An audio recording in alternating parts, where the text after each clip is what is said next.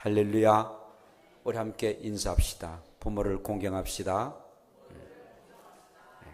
부모를 공경합시다. 아멘. 오늘은 어버이 주일입니다. 그래도 1년에 한 번씩 어버이 주일이라고 우리가 예배하고 또 우리의 부모님들을 함께 이렇게 생각하면서 효도할 수 있는 그런 시간들을 갖는 게 얼마나 감사한 일인지요. 정말로 기독교는요, 효도의 종교입니다. 유교를 효도의 종교라고 말합니다만은, 유교는 살아있는 생전의 부모를 공경하는 것보다도 이미 세상을 떠나고 난 이후에 부모를 공경하라, 거기에 초점이 맞췄어요. 그래서 옛날에는 3년 동안 부모 묘 곁에 초막을 짓고 그곳에서 그 상복을 입고 3년 동안 그 자기의 부모를 묘를 지켰습니다. 좋아요. 좋은 일이죠. 그러나 그렇게 효도한들 이미 세상을 떠난 부모가 그 효도를 받겠느냐 이거예요.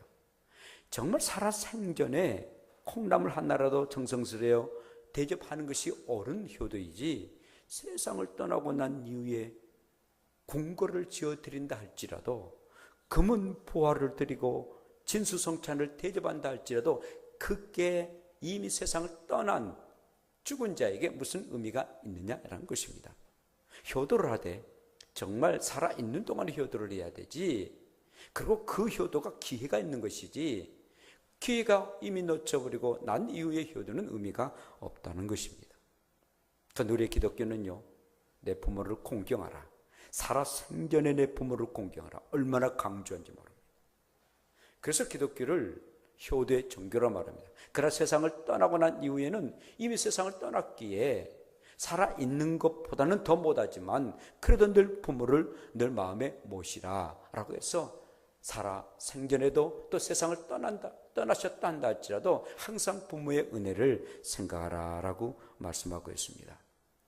그래서 하나님은 아버지가 되시고, 그리고 우리들을 자녀로 삼으셔서 우리를 정말 자녀처럼 사랑하셨고, 또 자녀된 너희는 하나님을 아버지로 모신 것처럼 사랑하는 부모를 늘 공경하고 사랑해라. 그러므로 우리가 부모를 공경하는 것은 절대로 핑계할 수 없는 일이다라는 것입니다. 어느 시골에 한 농부가 있었는데 어느 날 암소가 새끼를 낳았어요. 송아지를 낳았는데 2마리를 낳았어요. 그래서 너무너무 기뻤어요. 그래서 이 농부는 막 자기 아내에게, 여보 우리 집에 경사가 났네. 아이, 무슨 경사? 아이, 우리 암소가 새끼를 2마리 낳았어. 아이고, 그래요. 너무 좋아했어요. 쌍둥이 낳았으니까요. 너무 좋아했어요. 그때 이 농부가 이렇게 이 쌍둥이가 낳았는데 이것은 바로 하나님의 은혜 아니겠소? 그러므로 이 2마리 중에 1마리는 하나님 앞에 드리기로 합시다. 아내도 믿음이 있기에 참 좋았어요. 좋습니다. 당신이 그렇게 한다면 아주 좋은 일이죠. 근데 여보, 그 2마리 중에서 1마리를 드린다고 그러는데, 그 1마리, 하나님 앞에 드려지는 1마리는 어떤 송아지고 또 우리 것은 어떤 송아지요? 라고 그 아내가 그 남편에게 묻습니다.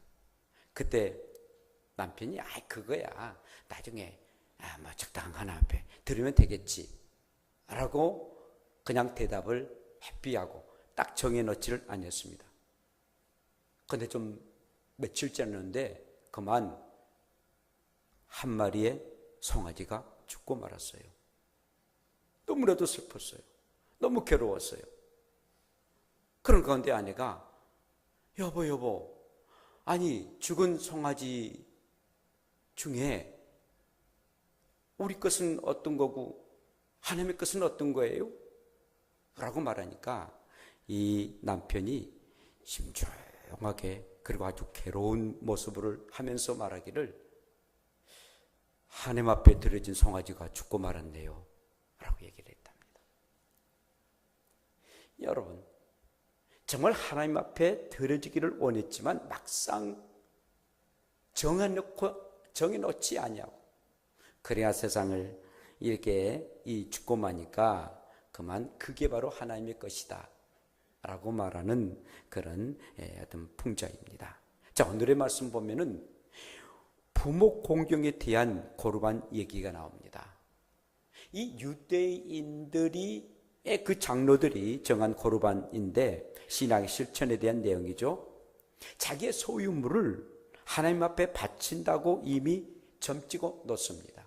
이건 하나님 앞에 이거 드려질 것이다 라고 점찍어 놓습니다. 누구에게 줄 것을 하나님 앞에 드린다라고 점찍어 놓습니다. 이건 부모에게 드릴 것이야. 이것은 형제 자매들에게 드릴 것이야 라고 해서 점찍어 놓습니다. 라고 선언하죠. 그것을 일컬어서 고르반이라고 말합니다. 고르반이라는 그런 히브리어 말인데 정말 이것 자체는 굉장히 귀하고 아주 얼마나 일반적인 사람들은 할 수가 없는 일 아니겠습니까? 이건 딱 점찍어서 이건 하나님 앞에 드려진다라고 말했으니까요. 신앙이 깊은 사람만이 행할 수 있는 그런 일들이었습니다. 여러분, 하나님 앞에 소원했다면은 그 소원이 좀 나에게 소원이 된다 할지라도 그 일들을 해야 됩니다. 전능하신 하나님 앞에 소원을 해놓고 그 소원을 전혀 실천하지 아니하면은 하나님을 우롱하는 그런 일들 아니겠습니까? 그런데 이것은 하나님 앞에 드려진 것이다 라고 해놓고 이제 사람들에게 이건 하나님 앞에 드려진 일이기 때문에 당신에게 할 수가 없어 라고 말한다면 그건 굉장히 큰 잘못한 일들입니다. 자, 그런데 부모를 공경하는 것이 마땅한 일 아니겠습니까? 근데 부모를 공경하는 것이 마땅한 일인데 부모를 공경하기가 싫어요. 가지고 있는 재산을, 돈을 부모에게 드리고 싶지 아니에요.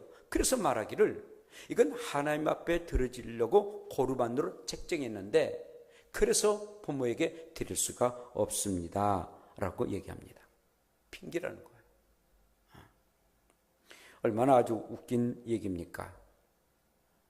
그렇다면 하나님 앞에 드려지든지 아니면은 정말 설령 그랬다 한다 할지라도 부모에게 공경하는 일들은 하나님의 말씀이기 때문에 그 말씀대로 순종을 하든지 그래야 되는데 하나님 앞에 드려진다라고 해놓고 하나님 앞에 드려지지도 아니하고 그리고 부모에게도 전혀 효도하지 아니하는 그런 서기관과 바리새인들이었습니다.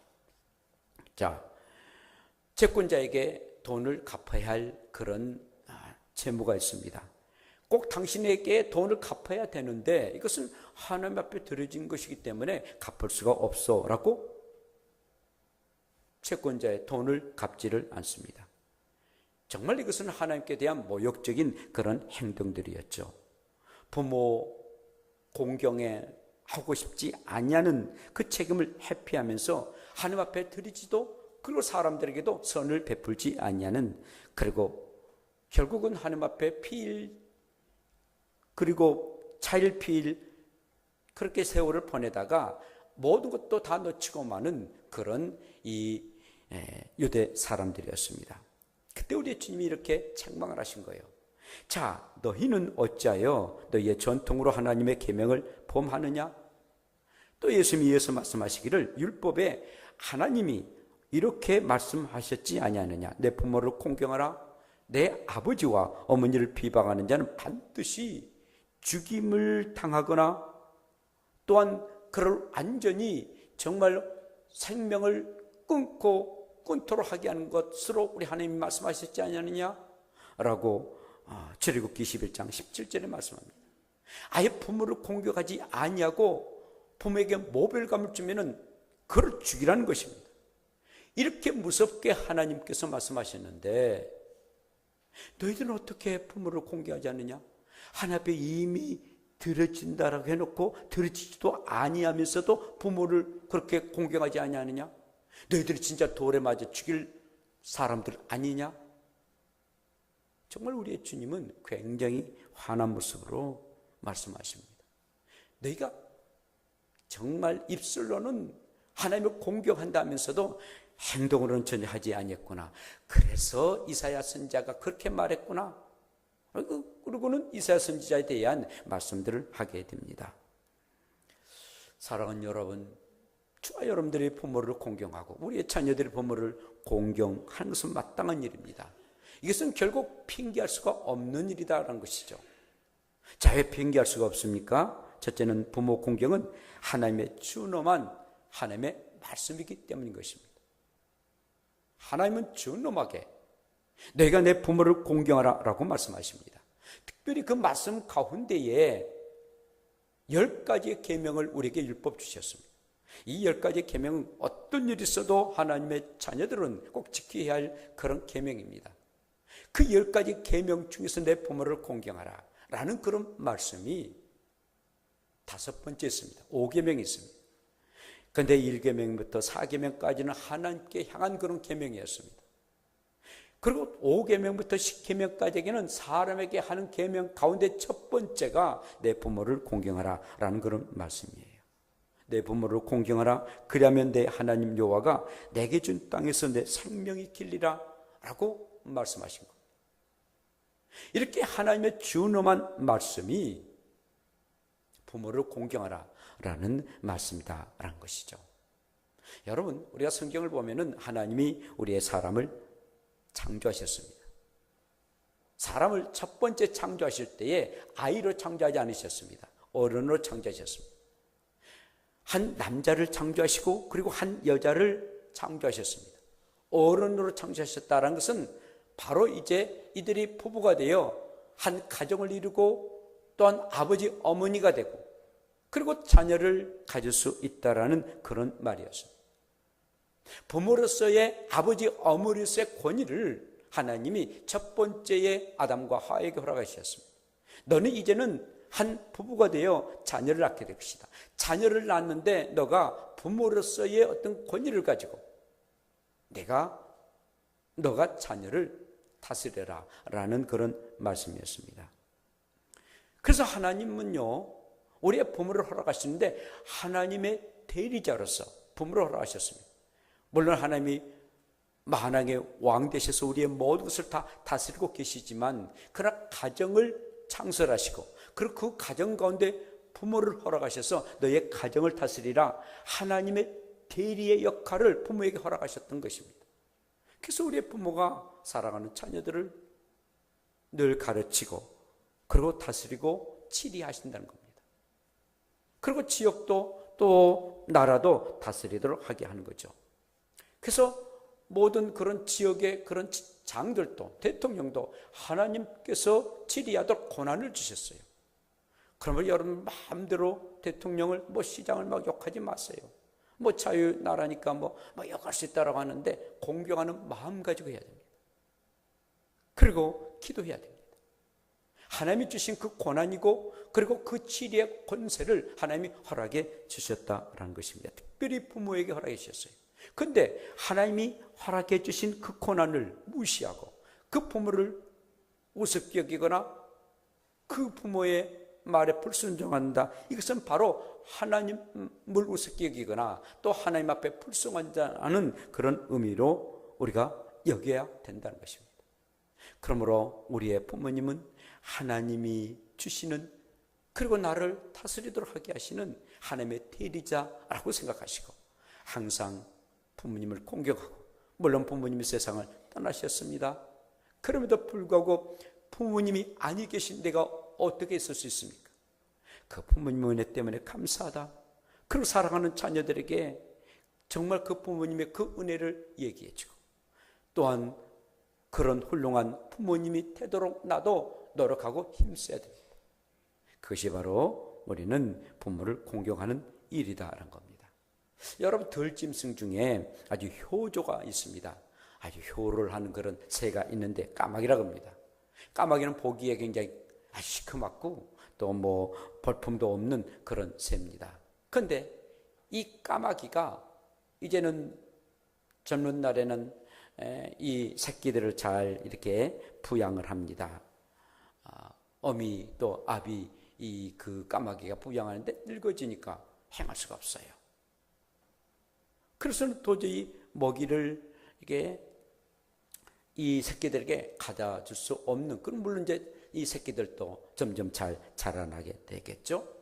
그래서 결국은 이 까마귀가 도저히 이제 이 새끼들을 번영할 수 없게 되고, 또 늙어지니까 털이 빠져가지고 또 뭐 나를 수도 없는 그런 형편에 이르게 된답니다. 그때에 까마귀 새끼들은 자기들의 털을 뽑아가지고 그 어미 아비의 보금자를 만들어준답니다.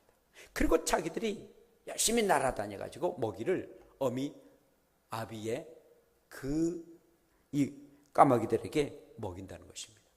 자기 털을 뽑아가지고 이렇게 보금자를 만든다는 것. 그래서 이 까마귀를 일컬어서 효조다라고 말하고 있습니다.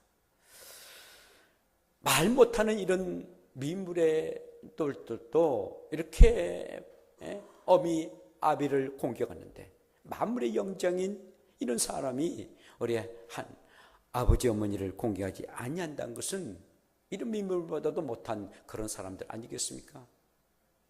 뿐만 아니라 이 비둘기는요, 이 새끼들은, 이 비둘기 새끼들이 아비 어미가 앉아있는 나뭇가지 꼭 밑에 앉는답니다. 같이 앉지 아니한다는 거예요. 그래서 나뭇가지에 그 세 단계 이렇게 앉아 있는 그런 비둘기들을 늘 우리가 보게 되는데요. 이렇게 미물의 그런 새들도 자기를 먹였고 그리고 부양한 그런 아비 어미를 이렇게 귀하게 여기는 그런 모습을 보게 됩니다. 부모를 공경하는 것, 이건 하나님의 준엄한 그런 말씀입니다.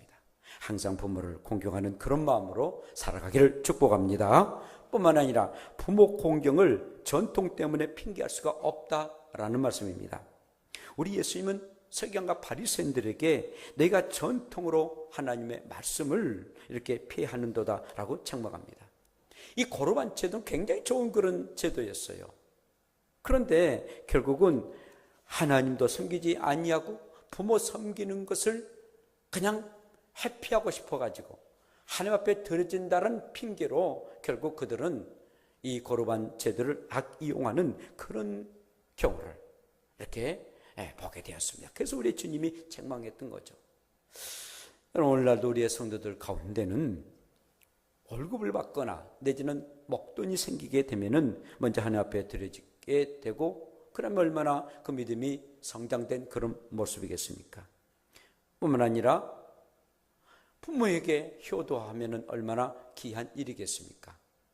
그런데 이건 하나님 앞에 드려져야 되겠다라는 그런 마음만 가지고 있지 드려지지 아니하고, 그러니까 이건 드려지려고 이렇게 작정을 했는데 불가피하게 다른 사람을 도와야 할 그런 형편이 있으면은 나 그거 도울 수 없다. 이건 내가 하나님 앞에 드려지려고 하는데 당신 형편은 좀 어렵지만 이건 내가 도울 수 없어. 결국은 그 사람을 도와주지도 아니하고 또 하나님께도 드려지지 아니하는 그런 전통에 의한 일들은 아니다라는 것입니다. 결국은 아무것도 행하지 못하는 그런 나쁜 그런 전통을 가져서는 아니 된다는 것이죠. 그러므로 하나님께서는 먼저 우리가 하나님을 사랑하고 또 하나님을 늘 공경할 뿐만 아니라 그리고 늘 사람들에게도 늘 귀한 일들을 하는 것이 마땅한 우리들이 해야 할 일이다라는 것입니다. 어떤 전통, 좋은 전통이야 우리가 계속 이어가야 되겠지만은 나쁜 전통에 얽매이는 이런 바리새인들, 서기관들, 고르반을 악이용하는 그런 일이 없어야 된다는 겁니다. 마지막 세 번째로는요, 부모 공경하는데 시대와 형편에 안 맞는다고 핑계할 수가 없다라는 것입니다. 보통 우리가 이 효도를 하는데 자녀를 낳으면 자녀 낳기 전과 자녀를 낳고 난 이후에는 그 효도하는 것이 조금 이렇게 상황이 달라지는, 그래 더 못하는 그런 경우를 저도 이렇게 경험을 했습니다만은 제가 이제 사실은 이제 결혼을 하고 결혼해서 교회에서 뭐 주는 사례비가 얼마나 박봉입니까? 근데 마치 이제 아내가 이렇게 직장을 나가서 하나님 앞에 10의 1조 드리고 뭐 여러 가지 헌금하고 그리고는 10분의 1을 늘 이렇게 부모님께 보내드렸습니다. 그러는데 아이가 생겼어요. 그리고 아내는 직장을 그만두게 되었습니다. 도저히 부모님 앞에 드려지질 못하겠더라고요. 그러다가 이제 좀 드리질 못했는데 그게 지금도 안쓰럽고 아무리 힘들고 어려우시지 그런 상황이지만 드려야 할 것을 드리지 못함에 굉장히 아주 아쉬운 그런 한으로 이렇게 지금도 남아 있습니다. 이번에도 이제 제 아들과 며느리가 이제 어버이날이 되니까 서울에서 이제 식사를 대접하더라고요. 그런 이제 봉투를 줬어요. 근데 전에보다도 봉투가 조금 얇아졌어요. 조금 얇아졌다 했는데, 그리고 이제 그 다음 날 4월 8일 어버이날이 있는데 꽃다발이 이렇게 왔다고 이제 저에게 이제 문자가 왔더라고요. 그래서 제가 잠깐 어디 가 있었는데 꽃다발이 왔다고 제가 사모님한테 얘기하니까는 밑에 내려가지고 꽃다발 받아보고는 아주 감동을 하더라고요. 꽃다발 이만한 거. 근데 난 솔직히 감동보다도 좀 돈으로 좀 더 주지. 왜 꽃다발을 주냐. 그런 생각을 조금 생각만 했습니다. 말 못하고요. 또 다음에는 또 안 보낼까봐 그래 했는데, 하여튼 이제 그런 이제 일들이 이렇게 있었고요. 근데 이제 물론 이제 자녀를 낳으면은 좀 돈의 금액은 적어도 분명하게 해야 된다는 겁니다. 그래 안 하면은 나중에 저처럼 후회를 해요. 그래 이제 우리 딸 마리아는 이제 어떻게 하나 이제 봤더니 평상시에 항상 엄마 조금 이렇게 돈을 얼마 주더라고요. 얼마 주니까는 이번에는 꽃 하나만 딱 이렇게 주고는 끝 그래 보더라고요. 아주 얼마나 현실적인지. 아들은 좀 그냥 그거 이제 며느리랑 같이 해가지고 돈 이제 5월 달에 애기 나니까 좀 금액은 좀 적어도 그래도 할 건 다 하죠. 식사 대접해줬고 그다음에 꽃다발까지 했으니까 한데 조금 양이 적어서 그렇고 마리아는 그냥 땡 하고 그런 끝나더라고요. 우리가 우리 이제 또 살아야 되잖아요. 참 이제 또 살아야 할 그런 형편이에요. 그런데 그걸 조금 적게 한다 할지라도 해야 할 일들은 해야 된다는 겁니다. 그리고 여러분, 가정 형편이 지금은 어려우니까 나중에 엄마 아빠 이렇게 좀 해드릴게. 지금 월세 사니까 전세 가면은 해줄게. 그 어떻게 전세 살았어요? 전세 살다가 엄마 아빠 이제 집 사면은 내가 좀 이렇게 해. 이제 그때를 잘해줄게. 집 샀어요. 집을 사는데 그냥 산 사람 어디 있어요? 다 빚내서 살잖아요. 빚을 갚다가 10년, 20년 지나면은 그 엄마 아빠는 어떻게 돼요? 그냥 죽어요. 그런 걸 하나도 못해요. 그러니까는 월세를 산다 할지라도 전세를 좀 살더라도 조금이라도 정성을 들여서 이렇게 효도하는 것이 마땅한 일이라는 겁니다. 자기의 형편대로 미루지 말고 항상 그 형편대로 이렇게 효도하는 것이 마땅한 일이고, 그리해야만이 우리 하나님이 기뻐하신 일이다라는 겁니다. 그렇게 효도를 하면은요, 내가 효도를 받아요. 여러분, 부모 공경은 계승되는 일들인데요, 왕대 밭에 왕대가 나요. 효도 가정에 효자가 나와요. 나는 풀이해놓고 효도받기를 원한다? 그건 아니잖아요. 우리가 부모님에 대한 생각을 가지고 있으면 자녀들도 그걸 보고 자랍니다. 그래, 우리 아버지 어머니는 참으로 할아버지 할머니를 그렇게 공경했지. 보이지 않냐는 교훈이 그들에게 있어요.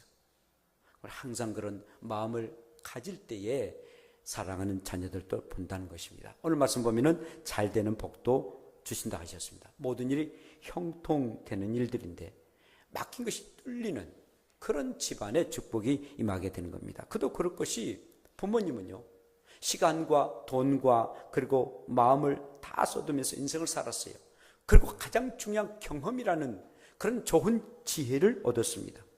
그런 지혜를 가지고 자녀들을 늘 이렇게 사랑하고 키우는데 자녀가 그 부모가 얻었던 수십 년 동안 얻었던 그런 지혜를 무시해버린다는 것은 굉장히 그 자녀에게도 부끄러운 일이고 정말 미련한 자녀라는 겁니다.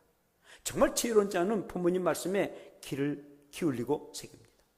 근데 부모와 나하고는 세대 차이가 있어 라고 하고서는 무시한다는 것은 부모님이 가지고 있는 그 엄청난 그런 재산을 무시하는 것과 마찬가지예요. 지혜로운 사람은 정말 그 부모님의 말씀을 잘 듣고 순종합니다. 그리할 때 그가 잘 된다라고 말씀해 주겠습니다. 잘 되기를 원하십니까? 그렇다면 항상 부모를 공경하는 우리가 되기를 축복합니다. 마지막으로는 장수의 복을 주겠다라고 말씀합니다. 건강의 복을 주시겠답니다. 대부분 효도한 그런 가정은 3대는 기본이고 손자까지는 기본이고 그리고 증손자까지도 받는 그런 가정을 볼 수 있어요. 정말 하나님께서 말씀하셨어요. 너가 부모를 공경하게 되면은 장수의 복을 내가 주겠다라고 말씀해 주겠습니다. 하나님이 말씀하셨어요. 생명을 살도록 하게 하신 이가 누구십니까? 하나님이시지 않습니까? 그러므로 우리 하나님의 말씀에 순종하고 정말 우리가 부모를 공경하는 사람들은 9988 231 9988 234라는 말 있지 않습니까? 99세까지 88에 살다가 2, 3일 동안 조금 이제 끙끙 앓다가 2, 3일에 죽는 9988 234라는 말이 있습니다. 정말 우리 하나님을 잘 섬기면 이렇게 장수의 복을 주시겠다고 약속하셨습니다. 이 약속을 여러분들이 믿으시고 부모를 잘 공경하고 그리고 또 잘 되고 그리고 그 효도의 그 귀한 것들이 계속 계승해 나가고 그리고 장수의 복도 누릴 수 있는 저와 여러분들 되시기를 축복합니다. 기도합시다.